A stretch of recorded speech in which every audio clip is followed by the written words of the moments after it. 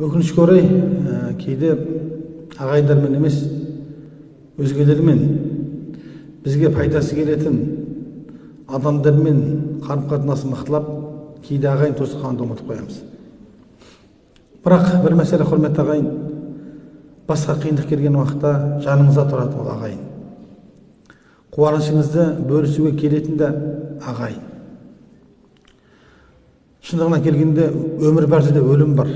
Жаназаңызды шығаратын да, қабірге кіріп, қабір кәулеп қоятын да бұл ағайын. Сол үшін, құрметті ағайын, ағайын туысқанның дәрежесі шариғатта өте жоғары. Шариғат бұл нәрсеге қатты көңіл бөлген. Өкінішке орай, кейде пендеміз ғой, біз кейде өмірлік мәселеге қараймыз.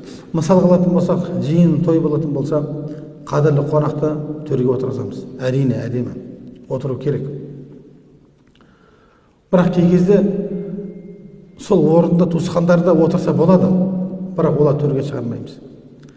Немесе олар келсе, жаңағыдай тамақтың астың басында, сондай қызметтің орнында жүреді. Бұл да дұрыс нәрсе.